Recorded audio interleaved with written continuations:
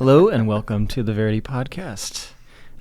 Today we were wanting to go back into some of the fundamentals of what Where Are You is about, since that's the film we're working on, and we're going into some of the subject matter that brought Caleb to want to write about it to begin with. And the thing is, right now, I think with everything that's been going on with, 2020 and everything that happened in the wake of that, and even before then, like just the advent of social media appearing, I think there's more loneliness, there's more single people than there have ever been in human history, probably.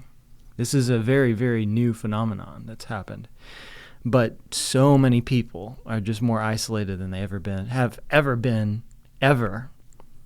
And I really think a lot of it has to do with that technology, with social media, with the ability to talk to people on a Zoom call. I know I have friends that work primarily remote, and he's just so isolated, and it's really rough for somebody who's living in an apartment alone, and then your job, you're just literally talking to people over a Zoom call, and that's really, really rough. But as a result, there's just more single people in general, and it's harder to find somebody and all of that. But I think we've all been very frustrated, and one of the fundamental pieces of Where Are You is our frustration with how Christians and how the church has handled this shift. Because, the church, it's always been about families, right? It's always been about having a family community. And the reality is, even married couples, not a lot of people are having kids either. So, but they haven't handled it particularly well. So, yeah, I can step in here and say, as a young man, and I know Geraldine feels the same way before. We've been married for 33 years. One marriage, not two. This is the only woman I'm ever going to be married to, and we have a good marriage. And I'm going to say that I still, to this day, will remember very detailed moments of my time as a single man, and the pain and the suffering and the way that people treated me, the way that the church elders treated me, the way my family treated me. It was very, very, very unpleasant. And one of the things that we're going to show in Where Are You is we're going to show some of that. We're going to show what it feels like for a young man to go through this situation and have his friends getting married, having all of the messages that society is giving is, you're less of a person, you're not as important. These people are more important because they're married. And you're not, and it's not just the church, it's society too. You think about it. There's the IRS. Everybody. It's like the cost of living.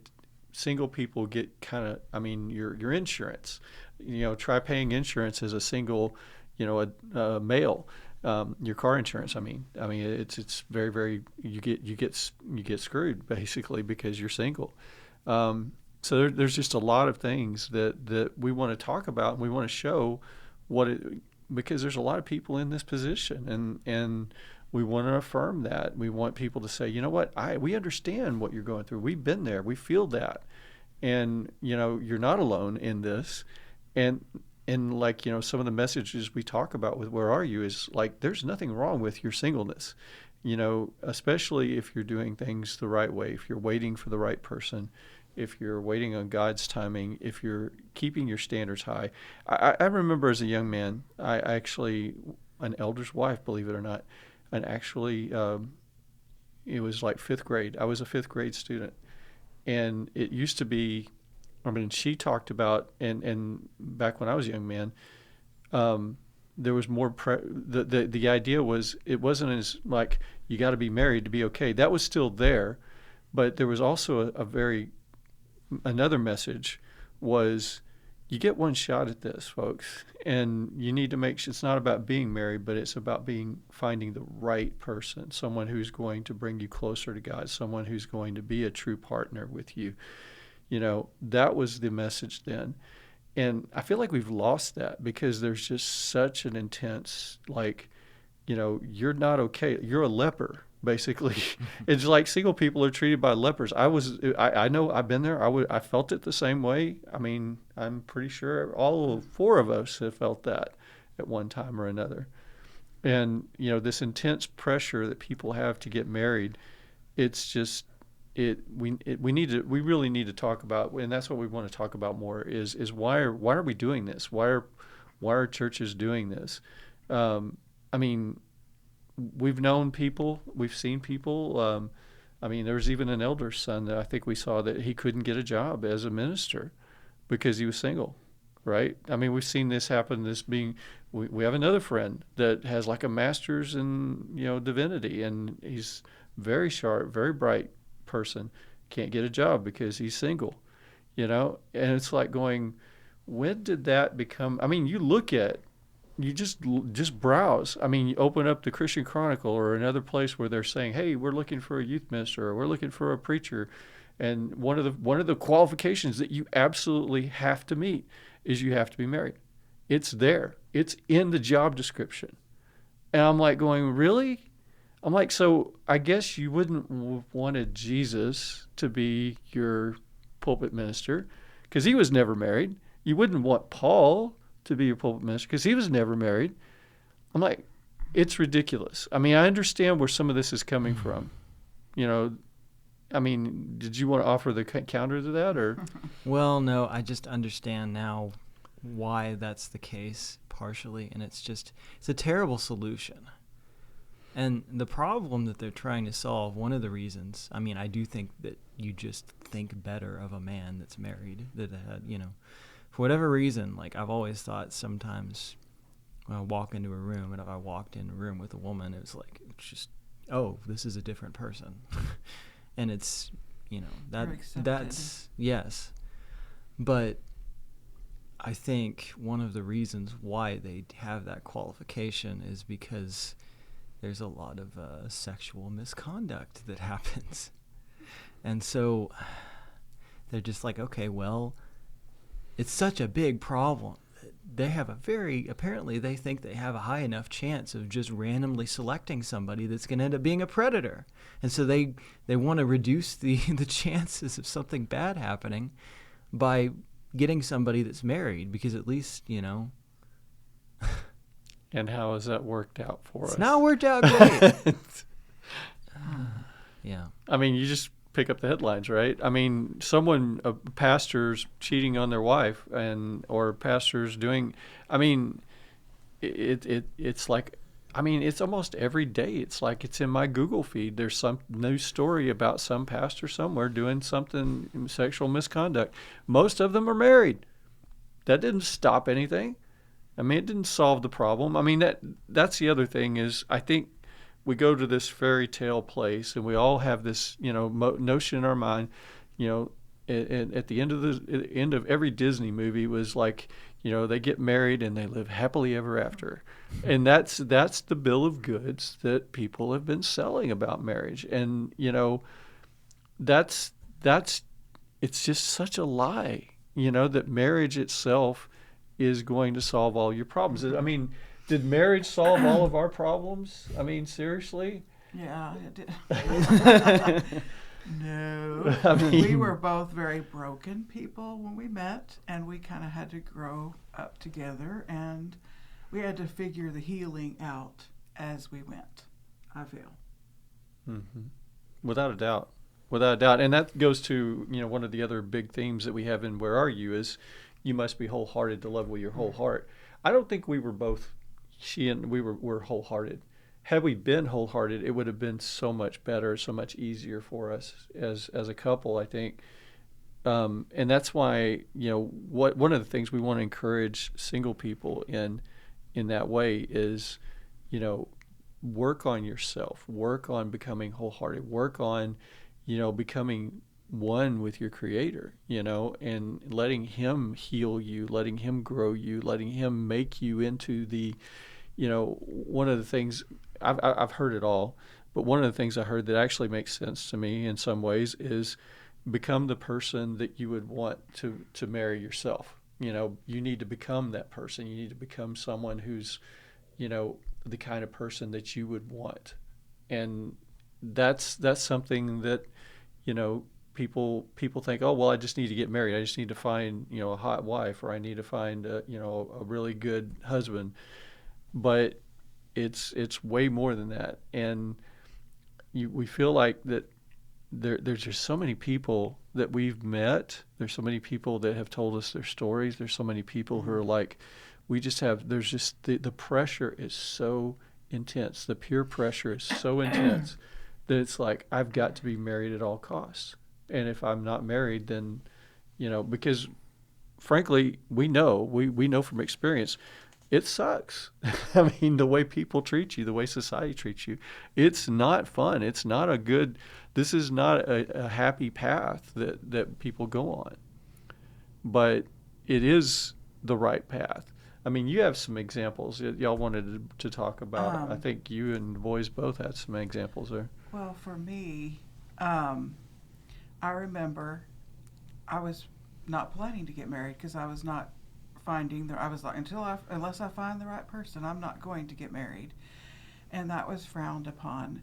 And during family get-togethers, the first thing uncles or, would ask, or family members would ask, would be like, who's your boyfriend? And that was the first question. They didn't ask how you were doing or what it was just like the first thing out of their mouth would be, and I'm like, okay, so I don't have a boyfriend right now. So if I say that, they look at me like I'm weird. So I'll just tell them, okay, well, I like this guy right now, so I'll just mention his name. And they're like, oh, okay, But if I didn't say some guy's name, then they just looked at me like, okay, well, you need to get with it, and blah, blah, blah. And I just really made me feel uncomfortable and not want to go to those family get-togethers at all. But I remember that after I met the right guy, and it was very evident to me, and we would do so many things different now. Looking back, we would have eloped. We wouldn't have waited to get married, and because there's just no when it's right, it's right. But after we got engaged, I got my ring, and I remember going to the grocery store for the first time, and I just the woman who was checking me out, she just kept looking at my ring, and I was just like, I don't know, I just felt it was just very weird feeling, because I was like, oh, I'm okay now. Because I have this ring on my hand, I'm okay, I'm accepted. And I just felt like I was being treated differently than I had the week before when I didn't have my ring. And as far as rings go, I have a really good friend, and she, this is when she was in her 30s, I think, or 40s maybe. But she, and she is never married, and she's still not married, but she was showing me pictures of different wedding rings. And I'm like, is there something you're not telling me here, And because she wasn't dating anybody that I knew of and everything. But she was like, no, she says, just pick one. And I said, I don't know what you're looking at wedding rings for. And she said that she wanted to buy a fake wedding ring to wear when she was out. Because she said that way I'll be accepted and people will treat me respectfully. Because if I'm not, being my age and not married, then they don't treat you with respect. They look at you like you're weird. So to this day, she wears a fake wedding ring when she goes to the store or when she goes somewhere. And that just makes me feel sad, because I don't feel like she should have to do that.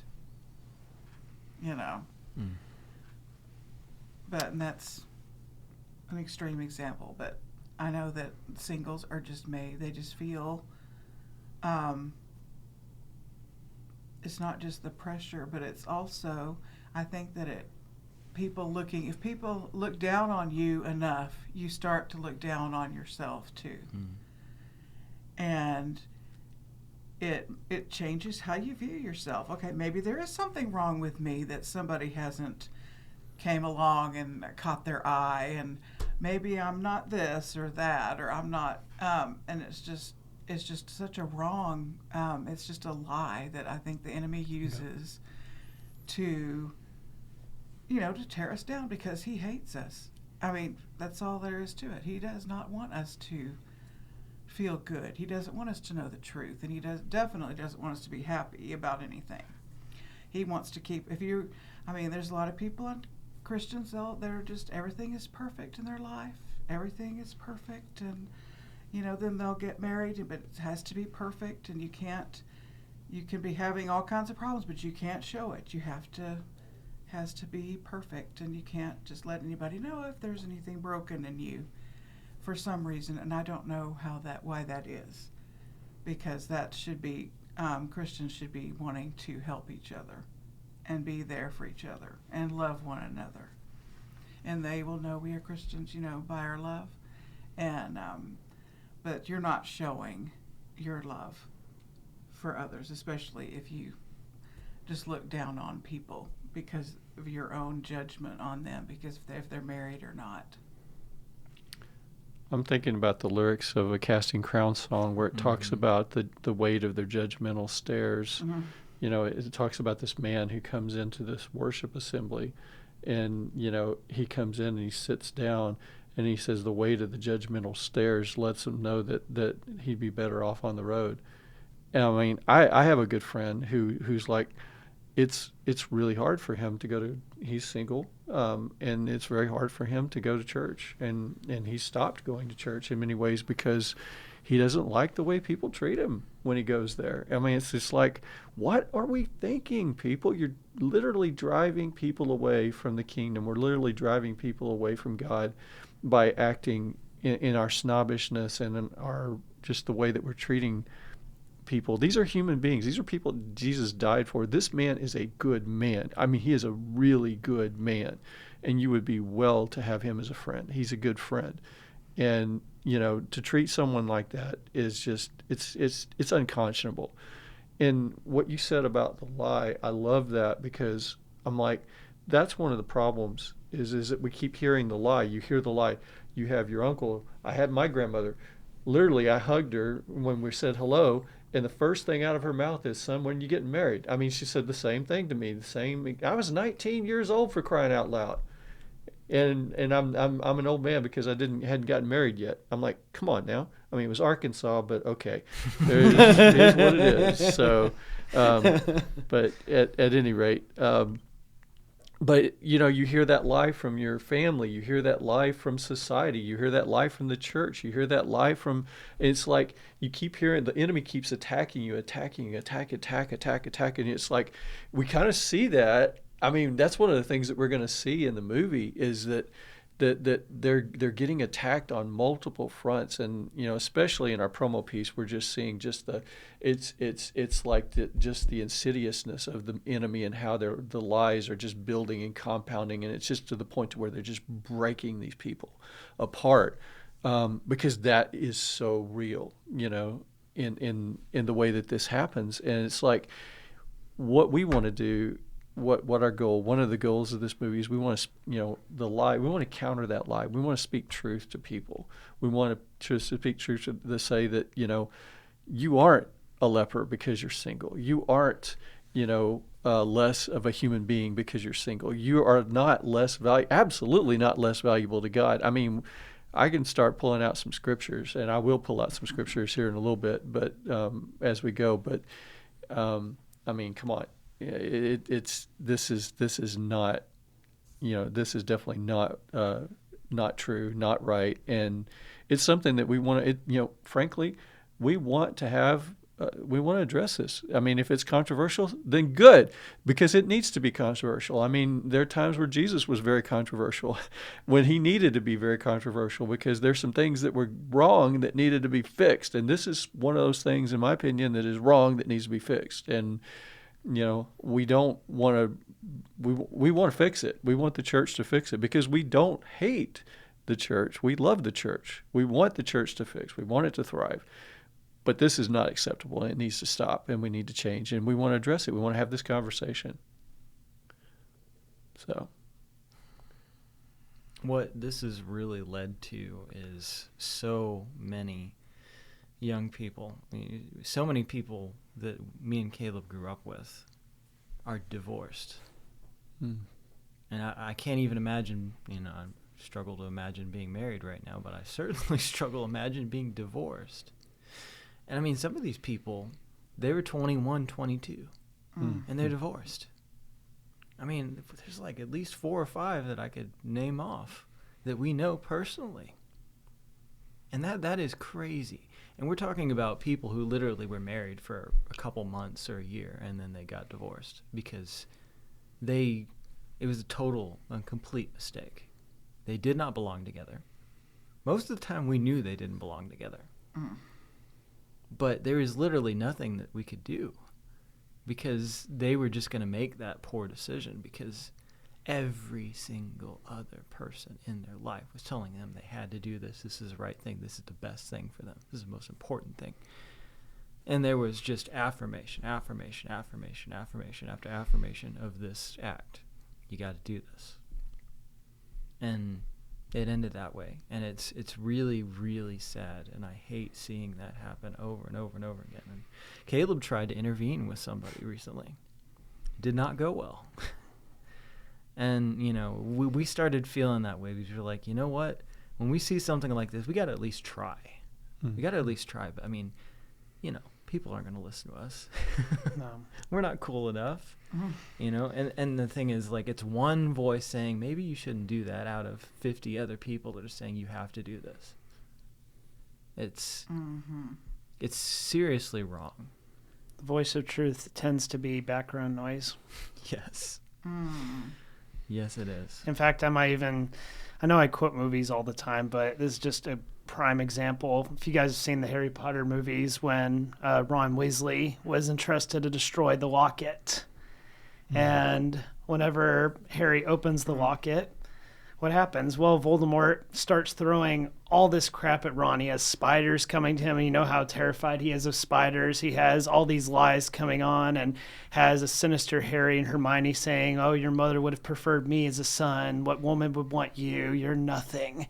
And you can barely hear Harry. It's excellent sound design. You can barely hear Harry in the background saying, Ron, kill it. It's not real. It's a lie. But you can barely hear the real Harry. And that's really how it always is when you're under attack. I mean, I get emotional every time I see that scene because that's just how it is. I mean, the background noise, like I can't even, and it's just, it sucks. But that's why you have to try even harder to listen to that voice of truth, because Satan knows that if you hear that voice of truth and you truly believe it, then everything he says is stupid, because it is. But it's hard to see that whenever he has to be like, oh, well, there's this lie and this lie and this lie, and I'll tell you, it's been unbelievably rough in my life to focus and to be able to believe what's true in that, because, I'll just be honest. I mean, I'm 31, I'm going to be 32 this year. I've never been on a date before. And, I was... Really, for me, the bigger issue was the other milestones of life that you're supposed to hit. I didn't leave home as early as I wanted to.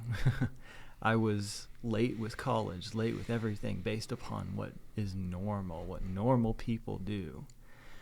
And it was so hard. And it's taken me, I feel like I'm finally in a place where I realize all the things that I went throughout my life and growing up to the point to where I am now, and I'm like, okay, being where I am right now is an accomplishment, and I see that now. But I mean, good grief, it was so hard to keep that in your mind, because it's just like there's so many reasons that you could just stack up of why I'm failing, why I'm not what I'm supposed to be, I'm not where I'm supposed to be. And I can tell you, there's people that were way more successful than me growing up in their 20s that still feel like they're behind. And that is a really common lie, that you're And that's one of the things that Morgan Schneider talks a lot about in his stuff, and it's this feeling, and that's one of the big lies, is that you're behind, you're not where you're supposed to be, and it's just that was a hard thing to fight, but I did get past it. It's this overwhelming feeling that you're so far behind that you're never going to get anywhere, do anything meaningful. It was really brutal, and not everybody's life works the same way, and that's Absolutely. really crucial. Mm-hmm. Thing is, we're all different people, and my arc is not the same as everybody else's arc, and we keep trying to fit everything into one little box. It has to be this way. This is the way it has to flip and happen. And it doesn't. And everybody, the journey that I'm on, I really do feel now that the way that things are going, the timing that things are happening in, is the way that it was supposed to happen all along. The time that it's taking for everything to happen, and then, the same thing with Where Are You? Or with any of the filmmaking we wanted to do. We've wanted it to happen a heck of a lot sooner than it's happened. We've wanted all of this to happen faster. And I think it's taking the time that it needs to take, and it's happening at the time that we want it to happen in. We also have that attitude of like, oh, we're behind because, there's a clock on all this, and we're not all going to live forever, and movies take forever. And we have all these things we want to do, and I'm like, God's timing. Mm-hmm. Nobody else's timing but God's timing. And his timing is perfect. Mm-hmm. So you talked about the divorce rate, because one of the things that I've done, and I've done some research, so the divorce rate amongst Christians is maybe just a tiny bit less than the divorce rate of the just general population in the United States. And you ask them, you're like, well, what the heck is going on? Well, I think that this is I can't prove it. I've tried to find the statistics. I would love to be able to pull out statistics and show and say this is how many people that made a mistake and they get divorced and remarried, and people in the church. I can't really say it, but anecdotally, I absolutely, in my heart of heart, believes that this is a huge contributing factor to the divorce rate amongst Christians. And even more insidious, people are like so lonely, and they're so like, that they just like, I want someone to say that they love me. And there have been, we've known people, we've personally known people who they start out as a heterosexual, and they can't find someone to love them. And then they've decided that they became homosexual because, well, at least they'll love them. And not only that, even in the church, in so many churches, I mean, you're seeing this controversy has been happening for years now, where people are talking about, gay rights in the church and whatnot, and how that has become such a thing. I mean, even in the church, in a lot of cases, they can find acceptance. They can find acceptance from their parents and love. And, oh, you found somebody to love you. I mean, it's just like, just needs to stop. You need to let people go on their own journey in their own time. I love what Timothy said. We're the body of Christ. We're not all eyes. We're not all ears. We're not all feet. God, I mean, we went to yesterday, Gerald and I went to the Dallas World Aquarium, and one of the things that struck me there is just the diversity, the biodiversity. And I'm like, God has created all of these animals, all of these fish, all of these things, and they're all different. They all have a different lifespan. They have a different life cycle. They have different food. They have different coloring. They have different body shapes. They're just so, everything is different. God is about diversity. We say we're about diversity, but what you said is spot on. Everybody's like, we're like, no, you're going to conform. You're going to conform to the way that we, our cultural standards and norms. And, that's just not who God is. God has always been about diversity, true diversity. And that's,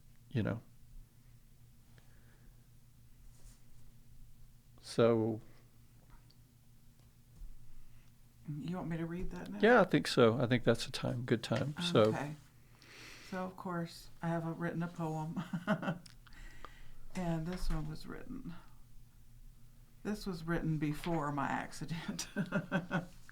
Because I look at the date. That's how And this one I wrote, well, because I know that I was kind of a little bit angry when I wrote it. That got to me because it's like with churches, there was a church that Caleb was going to go visit, and it was during the summer. But guess what?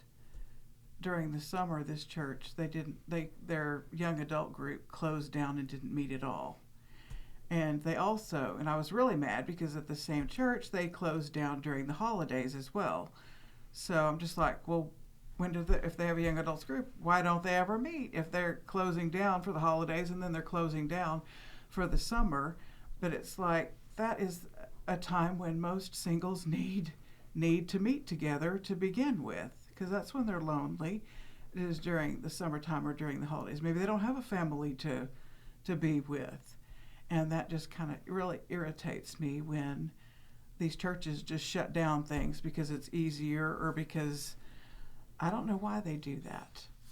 If it's just easier, they can't. I don't know why they do that, but it just really irritated me. Anyway, so this came from that, I think, part of that anyway.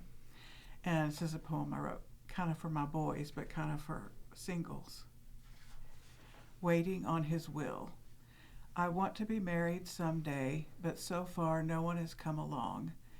I'm waiting for the one He has for me, too important to get this all wrong.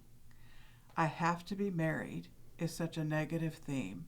I always seem to be part of your matchmaking schemes.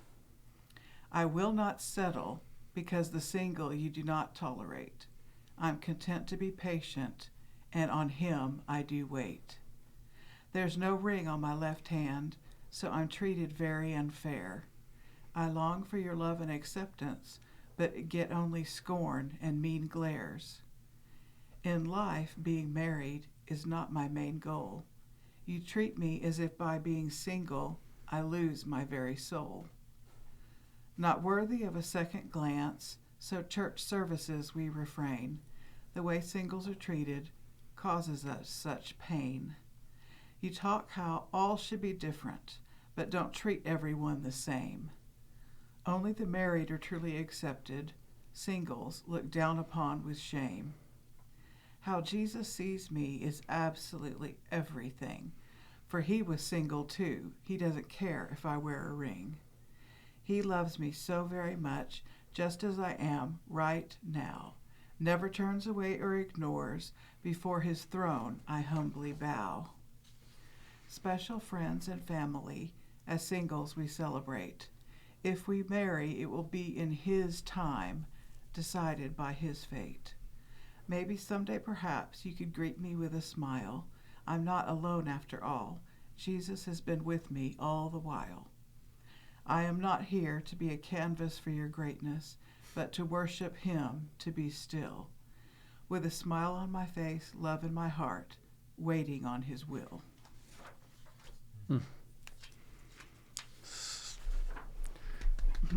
Yeah, that's such an amazing poem. It made me think about,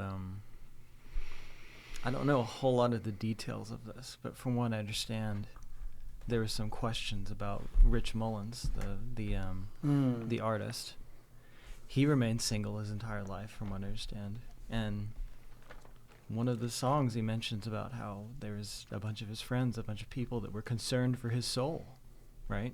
They were concerned for his soul. And I think one of the things is that he never married. And I think there's a lot of people that thought that he was gay because he never got married. And gosh, it's just so wrong. Somebody like him, who you listen to anything that he said, it's very obvious the kind of person that he is. Mm-hmm. I mean, the dude, he literally gave everything that he had to his church, and he lived in a mobile home. He had like one set of clothes, and he was making way more. He was making as much as all of these other Christian artists during the time, making a lot of money, and he didn't even know how much he made because he knew. Because it went to his church. Yes. But it's just insane that somebody would treat somebody like that. But Yeah, I mean, I've always had a heart. I think Geraldine always had a heart. There have been many times. I mean, I was deacon working with junior high youth at one time, and there was a group of young people that came into the that were UTD students in one of the churches here in the area, and they were such a vibrant group. They were such a good group, and I'm like, I wanted so much I want to work with them. I've always wanted to. There was other opportunities where there was young adults that I want to work. I've always had a heart for this age group. I've always had a heart for people in this time in their life because I see how they're getting dumped on. I know what it's like. I relate to where they're going through. I understand exactly how you feel because I have been there. And I have not forgotten what that felt like, and I never will forget that. But it seems like we're continually thwarted, one way or another, where we're just always we're thwarted because we want to be there. I'm like, it frustrates me so much. It frustrates me so much that churches just don't want to minister to these people. I mean, you're talking about a group of people in a time in your life where, there's so many things that are happening to someone as they leave high school and they go to college and then post-college.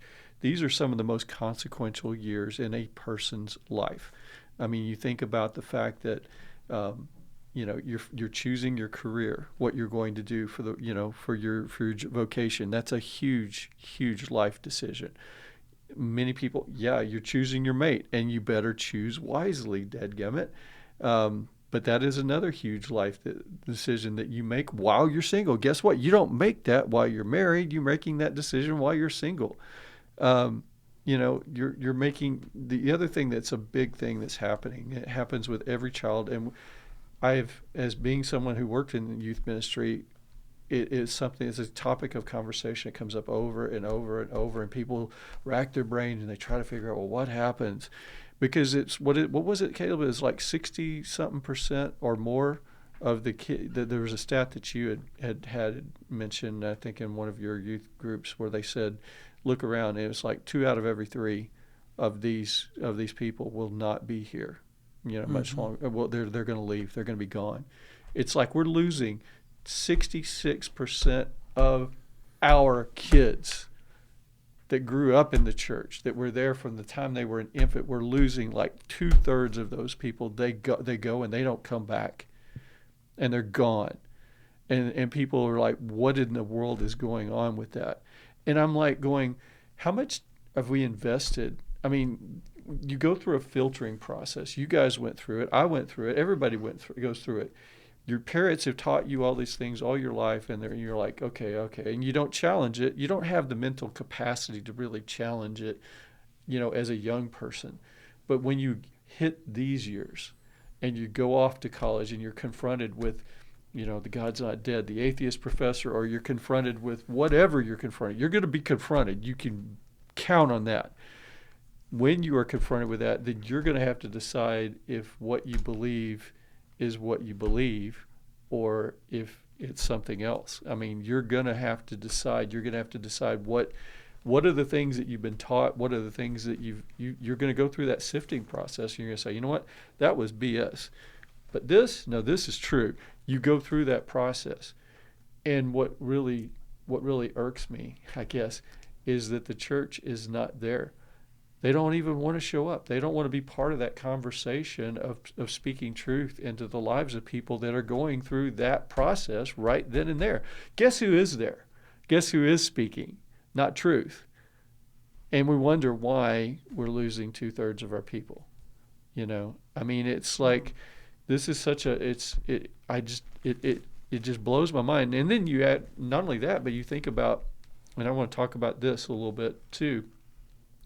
Single people have time, they have energy, they have, they're unburdened by family and the pressures of earning a living and supporting a family. You think about most of the apostles. I think Peter was married. Okay, we know that. I can't name one of the other ones right off the bat that I believe was married. Now, we don't know about any of we the really others. don't know what their marital status was, but they don't mention their wives or anything. This is only Peter. We know he had a mother-in-law, which means he probably had well, if you have a mother-in-law, you got a wife, right? So so the thing is but you look at what those young men did, and most of them we know were in this age range, pretty well know that they were in this age range of the late teens to early adult, 20s. You think about how they went and turned the world upside down. I mean, the power of youth, the passion of youth. I mean, it's something, and it's like we were like, nah, just come back and see us when you're married and you have a couple of kids, then we'll pay attention. Like, heck no. The power that we're leaving on the table, not only just to minister to these people and help them through some really tough, some of the most consequential and challenging times of their life, frankly, but also to tap into the power and let them be part of something that they could. There's so much that they can contribute. I want to read real quick 1 Corinthians chapter 7, verses 32 through 35. This is what the Apostle Paul has to say about this. He's saying, "But I want you to be free from concern. One who is unmarried is concerned about the things of the Lord, how he may please the Lord. But the one who is married is concerned about the things of the world, how he may please his wife. And his interests are divided. The woman who is unmarried and the virgin is concerned about the things of the Lord, that she may be holy, both in body and spirit.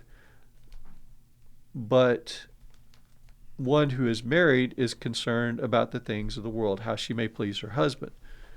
This I say for your own benefit, not to put a restraint on you, but to promote what is appropriate and to secure undistracted devotion to the Lord." So, Paul was not married, and he's not saying, he's like, no, this isn't, I'm not putting a restraint on this. I'm not saying, no, this is what this is. He's like, no, that is not the path for most people. That's not the path that most people want to be on. But the thing is that it's a path that the Lord may have you on, and it's a path that we're all on at some point.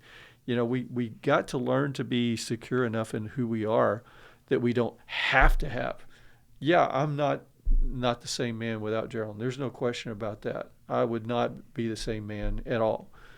But I would still be a good man. I would still be a faithful follower of Jesus Christ. I would still be, there's certain things, it doesn't matter. I don't have to be married to be someone who is going to be in the kingdom.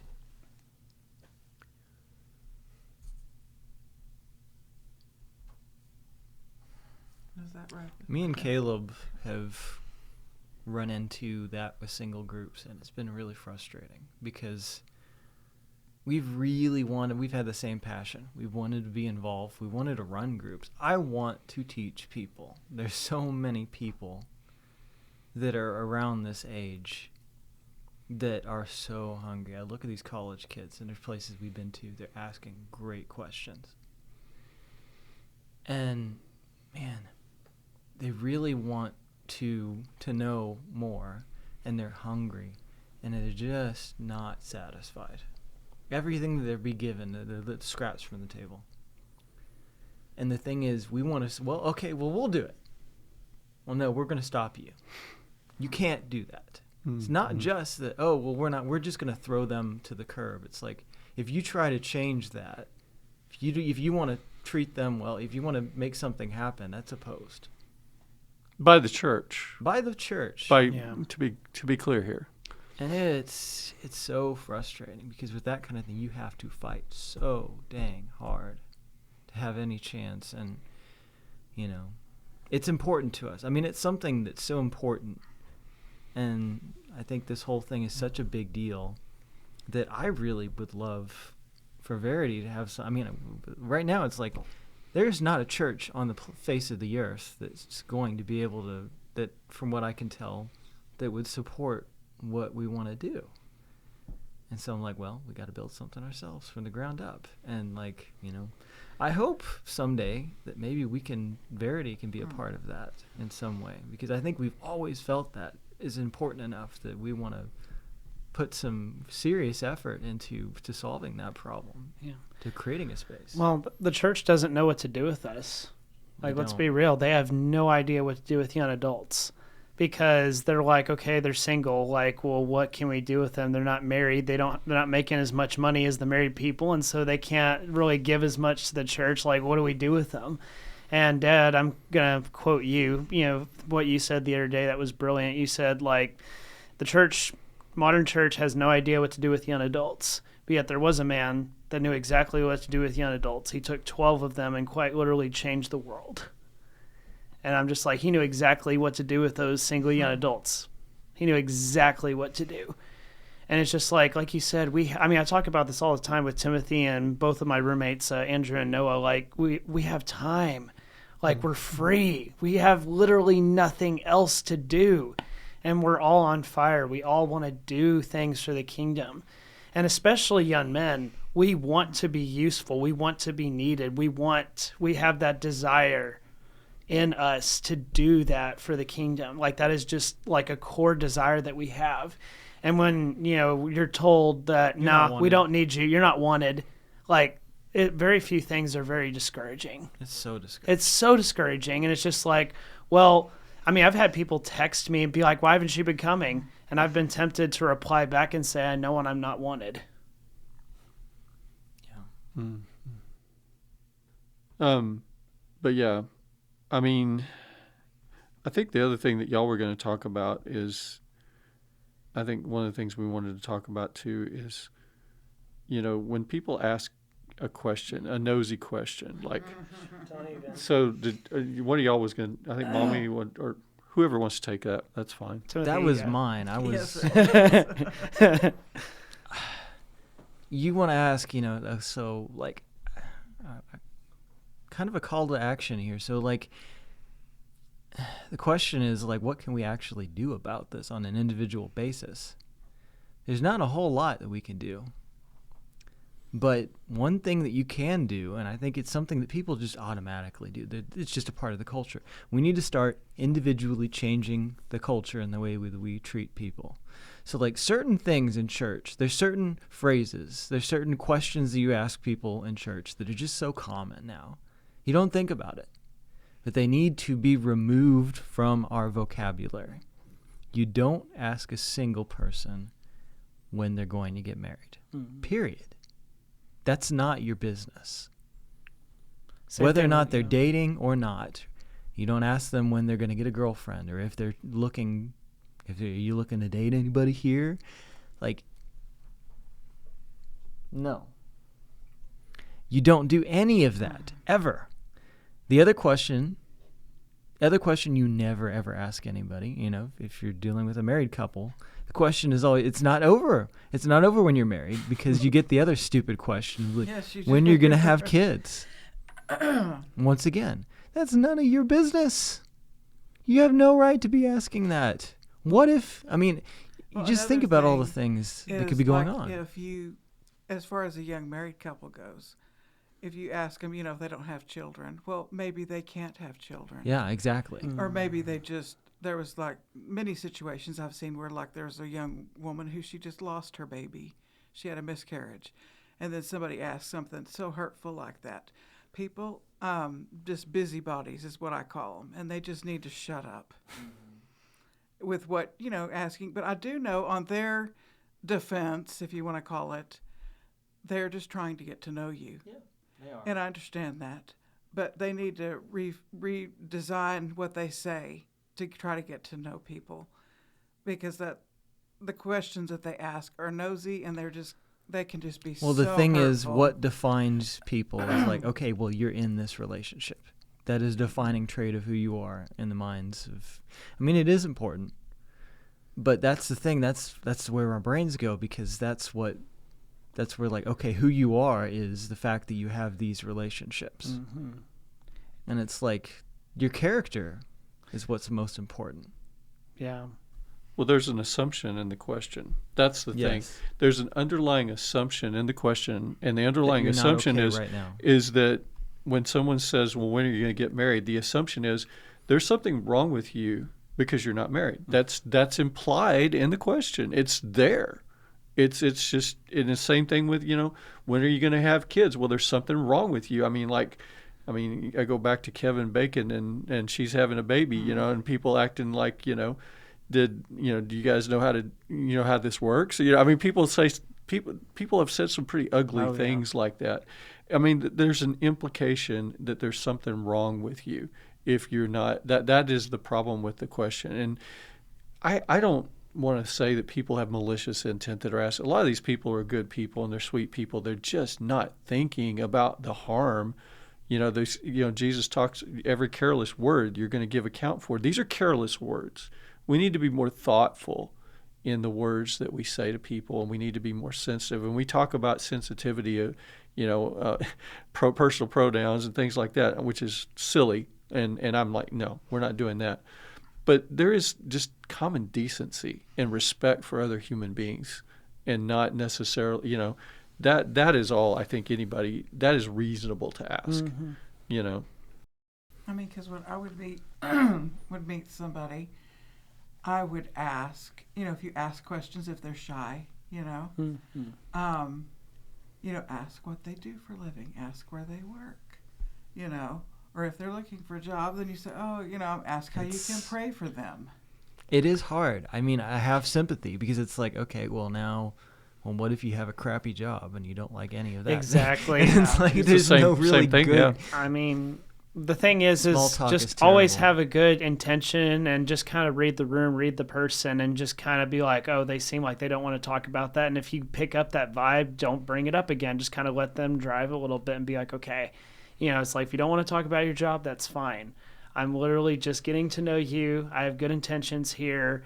And the last thing I want to do is upset you, Well, mostly just let them know that they're welcome. It's not about offending people. No.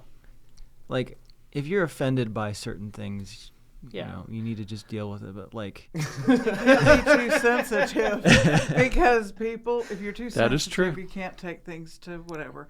But people were really hateful. To us. But it's more to me about what it's saying overall.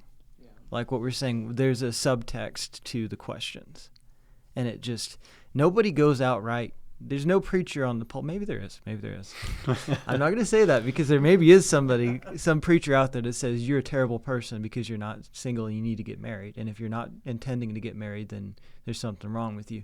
There probably is somebody who's saying I can think of some people, not necessarily preachers, but yeah. Well, there's elders that I know for a fact, I'll go ahead and share this story real quick. I'm going to be very vague, though, out of respect. I'm going to be as vague as I possibly can be.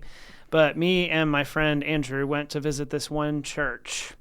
And we met this elder for the first time. And I know he was an elder because he had a name tag. And on the name tag, it said elder. So I knew he was elder. But he met us. He was really nice at first and was just like, oh, yeah, is this your first time here? Yeah, great. First time here. And then guess what? The very next question was, oh, so I assume you guys are single, right? Well, we have this young adults group, and there's a lot of single ladies there that are looking to get married. Doesn't even know us. That's all he thinks that we're there for. And that's one of the things that frustrates me is, the young adults group exists for one purpose and one purpose only. If there's a young adult group at a church, it has one purpose, to get you married. That is the only reason it exists.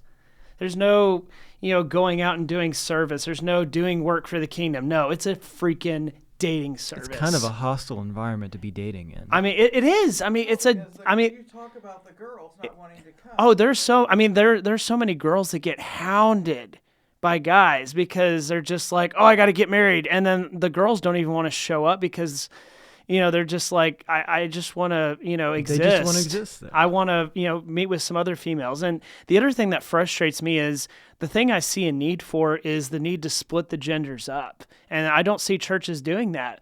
But the men need to have conversations with other men, and the women need to have conversations with other women, because like we've said about being wholehearted, there are certain things men need to figure out before they get married and vice versa with the women. And if you don't split them up to have those conversations that only men should be a part of and only women should be a part of, it's going to make it a lot harder because, we're just going to be stuck together and be like, just get married, just find someone. That's what you're here for.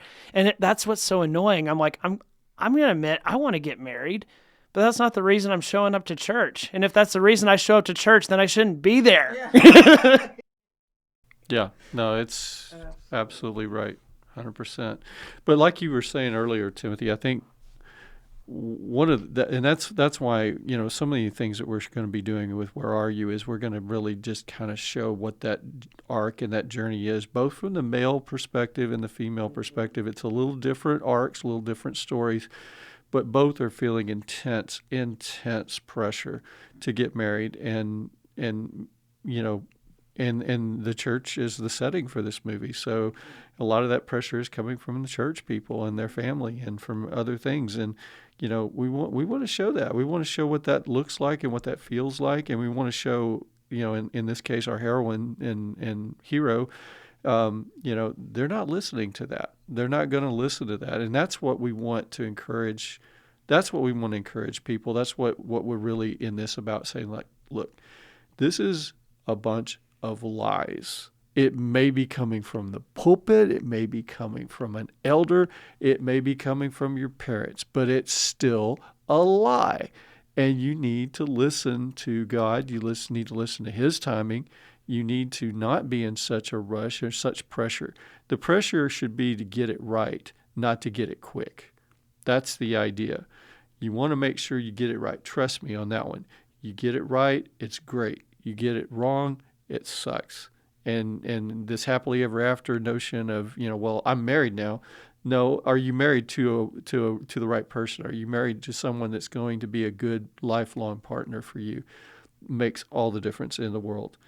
And that's what we want to promote. We want to be a place where people can hopefully come, hopefully can share their story, can hopefully find healing, can find encouragement that's saying, you know what, I'm not going to listen to that nonsense. I'm going to wait. I'm going to wait for the right person. We want to affirm those people. We want to encourage you to say you're doing the right thing. Just trust God and wait. And, that's what this movie is going to be about, and that's what we're a big part of, what Verity is going to be about. But yeah, that's about all I've got to say, I guess. Okay. Great. Thank you guys so much for listening and watching to this episode of the Verity Podcast. See you later. Bye. Bye.